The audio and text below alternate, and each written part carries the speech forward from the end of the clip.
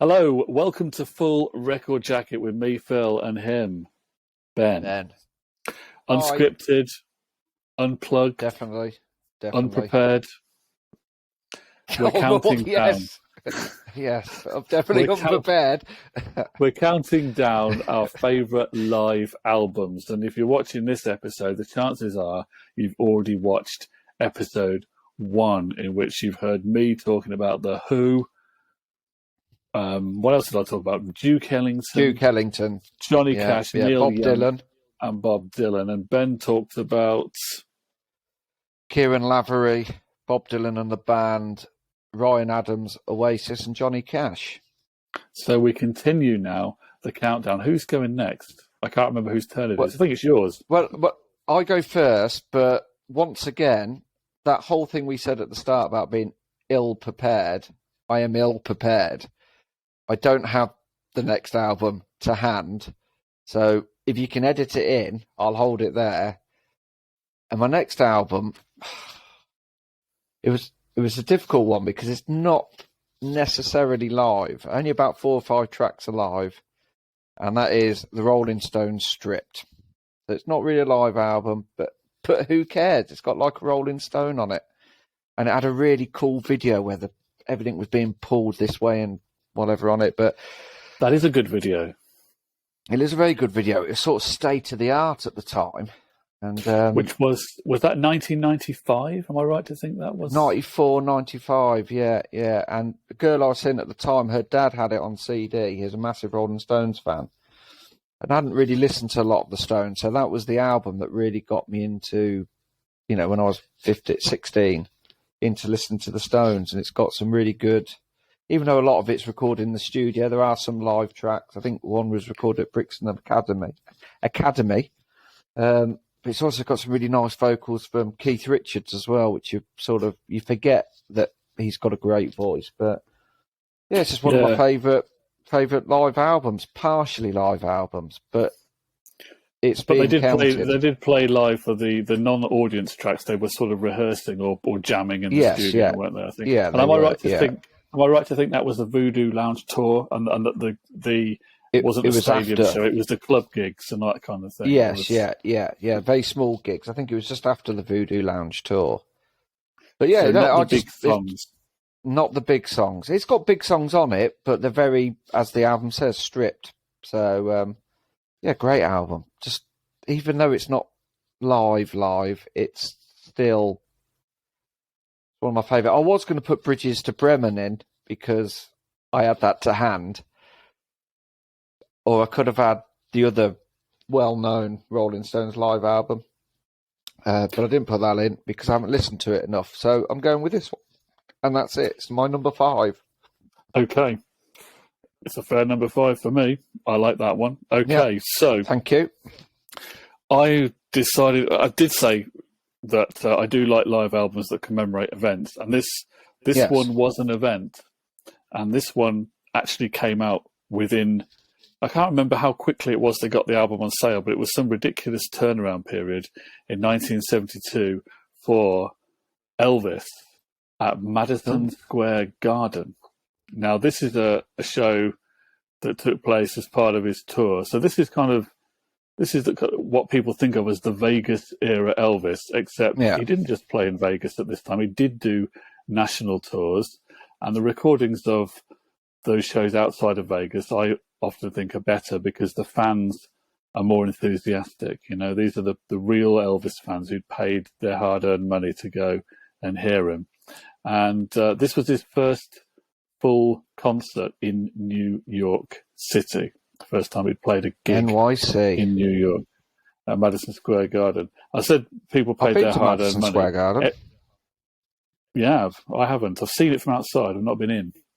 But I've been there. One of my next artists is who I saw there, but it's not that live album. It's from somewhere else. But I interrupted you. You carry on, Phil. Ignore me. I'll just sit back in the quiet. Well, they rushed this out. I said all the fans had to pay to obviously go to the gig. It was $10 at the time. And that included George Harrison, Bob Dylan, and David Bowie, who all went. and they had to pay as well. Yeah, there were no VIP freebies. This is Colonel Parker, obviously, so no VIP freebies. Yeah. They had to pay. Oh, what? Apparently, they were attending? They weren't playing? No, they went. They went to the gig to watch Elvis. Yeah, right. I thought they were the support act. I was going to say, that's an amazing support act. How have I not heard of this gig before? No. Apparently, David Bowie flew over in the middle of his tour, and he attended with his red hair. Was it red or was it pink when he was doing his Ziggy Stardust era? Was it red? I think it was red, wasn't it? I think it was red, yeah. And he went back to the UK. Was it pink? The gig. That's a good question. I now can't remember, but no doubt the Bowie fans will tell us in the comments. The stripe was... yeah, we'll have to look up that one before somebody really loses their mind with us. So I just quite like the idea that Harrison, Dylan, and apparently Springsteen as well was there as well. I quite like the fact that they were in the audience for this. There was a rumor that John Lennon was there as well, but he apparently later said he wasn't. So there you go. But the concert came out, as I say, just days after it was recorded in '72. But there is a great reissue, which I'm just going to quickly mention. There is Prince from Another Planet, remixed, and I would say it's probably a better mix. And this reissue also contains the afternoon show that took place on the same day, which is the slightly longer show, and some people think it's slightly better. But if you want a bit of 70s Elvis doing a little bit of everything, Madison Square Garden, for me, slightly more exciting than the Hawaii one from the following year, which is why I've gone for it. So there you go. Well, that's your number 5. That's my number 5. My number 4. That's a good number. Yeah, I haven't got any Elvis in mind because I haven't listened to any.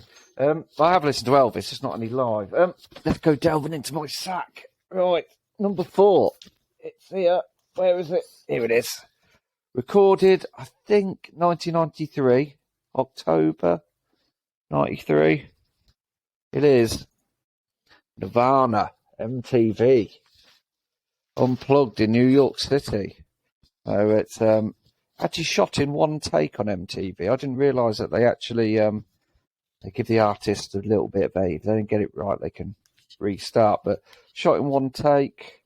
He almost never did it the day before, because I think he was Kurt Cobain was on like a drug withdrawal, and almost didn't take part. But very good. I don't know if you can see on here with the light reflection, but black candles, a black chandelier. And it's just, and I've used the word before, knowing what happened 6 months after this was recorded, quite haunting. And it's got Penroyalty, Dumb, Come As You Are, Something in the Way, all those, a lot of the, I think they've, appeared on the latest Batman film soundtrack, a few of these. But it's just a really good live album. One of those ones that when you put it on, you think, you get a little tingle in your spine. Yeah, his voice is very good on that. There's some great covers on that as well, because there's the David Bowie cover on there, and the Lead Belly one. Yeah, The Man Who Sold the World. Yeah. So there is. Yeah, and to be fair, this version of Man Who Sold the World is probably more well known than the Bowie one, isn't it? Really, I would have thought. It certainly made it well known to the whole generation who were into Nirvana for sure. Yeah, introduced a lot of people to the song, and it's probably now the best known version. Amazing, really, that happened. So. It's amazing that happened, because that was the height of the MTV Unplugged thing, and it was a big thing at the time. And it's amazing because Kurt Cobain was usually quite wary of doing anything corporate.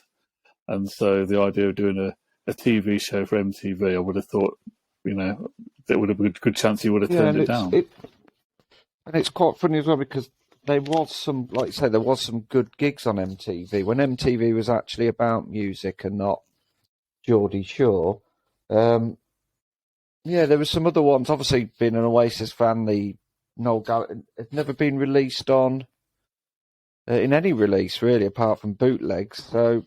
Fair play to MTV for releasing this one. Not saying that they were trying to cash in on any sort of heinous event that happened a few months later, but it's a great album. Very, very good album. It's just hauntingly sort of grips you. So that's my number 4. Well, I'm glad you've just done an unplugged one, because I can segue into the fact that I, in the last show, did a Neil Young unplugged MTV album. Unplugged, yeah. Yeah. Now, Neil Young mainly went on that, I think, because he was promoting quite a mellow album at the time, because he'd just done the Harvest Moon album. And apparently the reason he did the Harvest Moon album was because he wanted to do quite a quiet album, because he was suffering from tinnitus.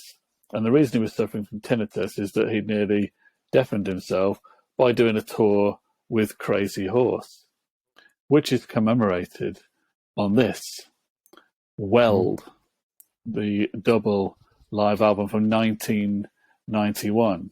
Now, there's a lot of great Neil Young live albums, and it's a bit of a toss-up as to which is the best, but I've got this for slightly nostalgic reasons as well, because this was when I first got into Neil Young, and it's loud. It's kind really loud. It's really loud. It's really raw, and it's Neil Young and Crazy Horse for over 2 hours being loud. What else is could it? You want? Pink Floyd in Venice loud? Didn't Pink Floyd play a gig in Venice and ended up killing fish because it was that loud? Yeah, maybe, but I bet they didn't have as much distortion on their guitars as is on this record. Everything you could really want from a Neil Young and Crazy Horse gig. You got Powderfinger, Cortez the Killer, all that stuff. Hey, Hey, My, all those, Cinnamon Girl, all of those, and also a fair bit of the Ragged Glory album, because that's what he was promoting at the time. I think one word that could describe it is coruscating. A what? It's loud. Coruscating. Sort of. I knew you would educate me at some point, Phil. It's always nice to come up with words. I can't even say that. We'll have to have another show on words that Ben can't say, which is quite a lot. Yeah. And that's one of them. I don't even have a clue. Neil Young and Crazy Horse Weld. There was a 3-disc version of it at the time as well, called Arc Weld, where you got a 3rd disc, and the 3rd disc was a sound collage of feedback, which was suggested by Thurston Moore. Yeah, of Sonic Youth. They were the support act on this. So if you didn't like guitar distortion, probably not the tour for you, Neil Young and Crazy Horse, supported by Sonic Youth. But there you go. That is my number, whatever it is. Is that number 4? 4. Yeah, okay. Number 4. So we're now on to my number 3. And I alluded to it earlier that I have been to Madison Square Garden, 2003. And obviously I like a lot of American music, but I do like my songwriters. I like Greg Alexander for the New Radicals, etc. But I also like Rob Thomas and Matchbox 20.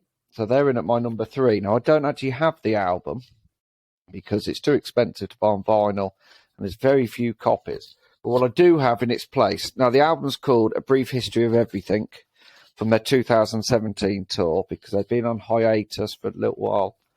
I do have this though, Phil, which I got last year, which is the Matchbox 20 box set, numbered. So I've got number, I don't know if you can see that, 2,802. But the Matchbox 20 box set. Does that have a strip on the side where you can strike a match?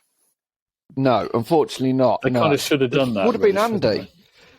Yeah, but no, because I have got the album, Brief History of Everything, but it's, I didn't buy it.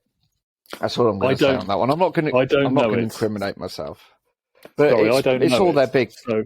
No, but I've seen them. I'll give you a brief history. Sorry, I'm talking over you at the same time. I do apologise, but I was just going to. That's all right. I was trying to make a quip that I don't know the album at all, so I couldn't give you a brief history of it in any way. Well, I can, if you want me to. It's all their big hits: Push, 3 a.m., etc., etc.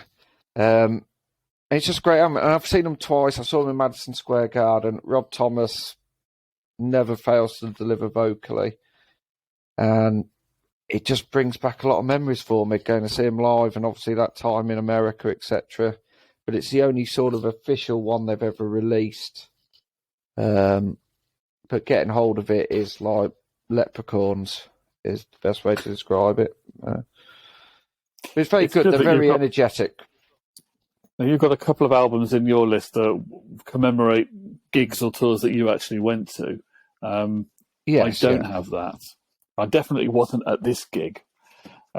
This gig took place in Duke 1964. Well, this is my second jazz one, and it's slightly later, slightly more modern, because the first one was 1956. This is 8 years after that. This is Miles Davis, My Funny Valentine, and this is a concert that took place not at Carnegie Hall. This was at the Lincoln Center Philharmonic Hall in New York, and it's Miles Davis with a quintet.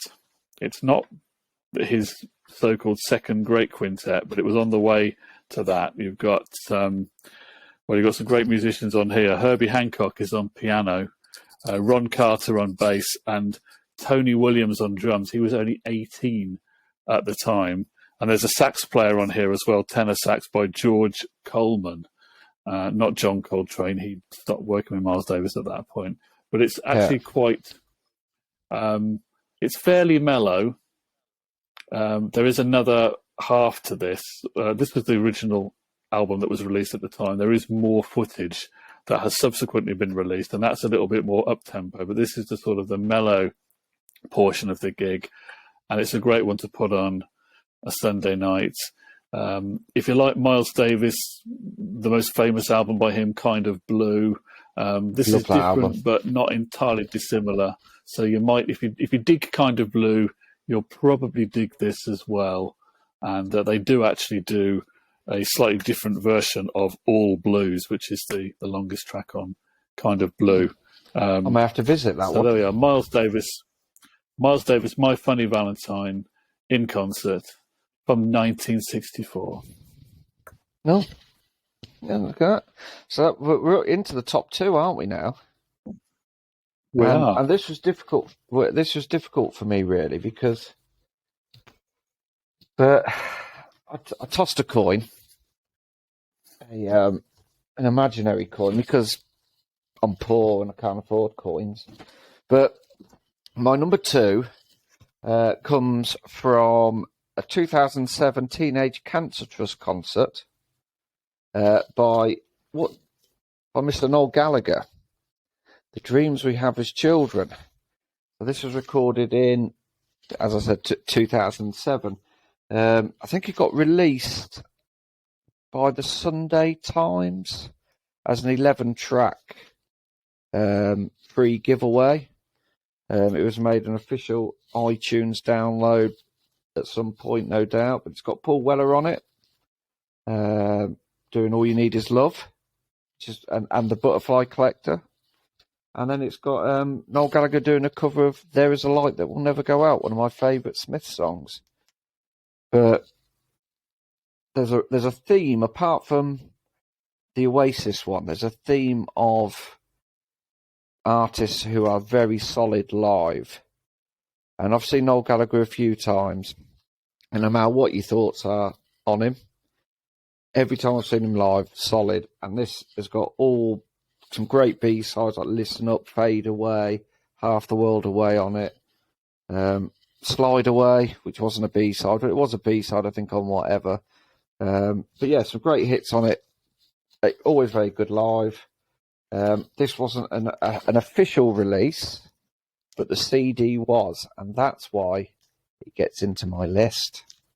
Am I right to think that's now streamable? Am I right to think? I think I've seen that on streaming, haven't I? I think yes, it is streamable. Yeah, it is streamable. I think it's a slightly elongated version than the 11-track that was released by Sunday Times. Other newspapers are available. But yeah, so that's my number two. It is available for streaming. Very good. Does what it says on the tin. Is that solo Noel, or does he have the band with him? I think he had I think Gem was playing. I'm pretty sure Gem was playing guitar with him. I'm not sure about Andy Bell. And 2007? What would that have been? Zach Starkey on drums, possibly. I can't honestly remember off the top of my head whether the Zaxter was smacking the skins or not, but I'm pretty sure Gem Archer was there. Or as one of my previous videos, what was it I called him? Sapphire Arrows. Which you didn't get, did you? I was trying to work out. I knew what you were doing, and I was thinking, what was another word for sapphire? Is it blue? Is it azure? Is it blue? And then I thought, were you doing the blue tones? I was trying to think of 90s sort of indie or alternative bands, and I thought, well, the blue tones, did they make more than one album? I think they did. So then I was confused, but there you go. It was a good cryptic clue, though, I have to say. It was. For me, that was good, because, But, yeah, that's my number 2. I've only got one left. So what's your number 2, Phil? Number 2 for me, this was a bit of a toss-up for me to decide which one by Bruce Springsteen. And I thought in the end, I'm going for my Desert Island choice. This is quite a long album, difficult to fit into your life. But if you're on a desert island, then you got a lot of Springsteen and the E Street Band. Yeah, exactly. Live 1975 to 85. So this is not one concert. It's a compendium of performances from across 10 years. But it's 3 hours and 40 songs. So it's kind of like a Bruce Springsteen concert, recreated through all these various recordings. What can I say? It's Bruce Springsteen and the E Street Band. It kind of does what it says on the tin. I think the gigs were recorded. Yeah, exactly. There was a number of gigs. Springsteen fanatics would know which concerts these were taken from, and obviously some of them have got bootlegs of the whole shows. But this is it was a 5 LP set when it came out on vinyl in 1986. It's now also as a 3D set, 3 CD set. This is 3 CDs. I actually bought this from Donald Trump. I actually bought this in Trump Tower. In the Tower Record Store in Trump Tower back in the early 2000s. Was it not long gold before then? Donald Trump was president? But yeah, I actually went up the gold escalator. Oh, did you? Which, of course, obviously later became much more famous. But yes, yeah. What was that word you came out with again? Commendable. A compendium of live performances. Have you got a thesaurus? Yeah. Have you got a thesaurus? Did you? Yeah. With a little note on it, words to confuse me. It starts off in low-key fashion with the live version of Thunder Road, which is where it's Roy Bittan's piano and Bruce, which is a phenomenal start to the set. There is also another Springsteen live album, which has come out in subsequent years, which is at the Hammersmith Odeon in, I think, 1975. Which also has the same arrangement of Thunder Road, maybe even slightly better. But for me, great one. So there we are. Springsteen, 75 to 85. That's my number 2. Oh, guess what we're down to, Phil? What is your number 1? My number 1. Well, this is actually an album that ties in with my number 7 album, which is Oasis Familiar to Millions, because they did play one of the tracks that's played on this album. And also, when we used to do a radio show together, we played a track off of this album, which also got me into this album. And it is, let me delve into my little sack of joy here next to me, padding for time while I find it. It is, and we've already mentioned this gentleman once. I think he's in your list. And I bet you this is the one that you had the toss-up with. But it is Neil Young and Crazy Horse, Rust Never Sleeps, which I think it was recorded in 1978. Got Hey Hey My My, which Oasis played on the Familiar to Millions tour, Ride My Llama, Pocahontas, Thrasher. It's mental. Because Neil Young doesn't have what I'd class as an energetic rock voice, but live he's just absolutely there's no 40-minute guitar solos on this, which he's renowned for, but it's just mad. It's a very good. Yeah, it's a very good, concise introduction to Neil Young and Crazy Horse, isn't it? I think it doesn't sound like a live album because the audience is mainly removed, isn't it? It's sort of yes, it is. Yeah. But you can tell it's live. It's got that sort of like rattle and clatter of it. But that is my favourite live album. If I think of a live album, this is the one that I think of first. So you've only got yourself to blame for this, Phil, because you kind of put me onto this. So that is my number one. I love a bit of Neil Young. It was 15, whatever that is, whenever it was new, I suppose. But that is my favourite live album. I love it. It's brilliant. Like I said, Neil Young's voice, I think he's up there with Morrissey and people like that. And Dylan takes a little bit while to sort of get used to. You have to be, I think, in your late 20s, early 30s before you really appreciate it. But it's just mental. That's the best thing I can say about that album. I love it because it's mental. And it's got Hey, Hey, My in it. So it's got, that's my number one. First half's acoustic and the second half is the full band. Full band, yeah. Mm. But even just the acoustic stuff sounds slightly mad. So it's got that's my number one. And you're not changing my mind, Phil. That's it. I wouldn't try. I think that's a superb choice as favourite live album. Thank you. So I've decided to go for. I thought it's really difficult to know what to put as my number one, but I decided to go with a band who are certainly one of my favourite bands, and it is an album I've listened to a fair bit. And I'm also ranking this because I think in terms of the quality of the performance, it is really outstanding. So I'm going for. You can have a guess if you like. I'll let you know that this act have already appeared in this selection by both of us. Oh, right. Okay, because I was going to go with the Lighthouse Family. Not I quite. take it it's not the No. Okay. Well, we've both actually had live albums with more or less this band on already. Rolling Stones. It is the band. Ooh. Rock of Ages from 1972, and it's a live album of their gigs that took place at the Academy of Music in New York right at the end of 1971. You had them with Bob Dylan on the 1974 tour. There's some overlap with the songs on here. I had the Bob Dylan 1966 tour album, which has got a lot of the band when they were the Hawks. But it's a great double live album. There's something a little bit different on this because they worked with a horn section arranged by Alan Toussaint from New Orleans, the legendary arranger and producer. So some of the songs have got a horn section, making them a bit different to their studio versions. But there's also another version of this album because it got reissued in 2013 under a different title because it was arranged a bit differently. But you can also get the band live at the Academy of Music. It's the same set of recordings. They also did a box set of this, and it was mixed by Bob Clearmountain, and it's arguable that Bob Clearmountain's mix improves it further. Somebody said it was like having liquid gold poured into your ears, and I thought that was quite a good description of listening to the band in their element. It's just that's got to be uncomfortable, though, hasn't it?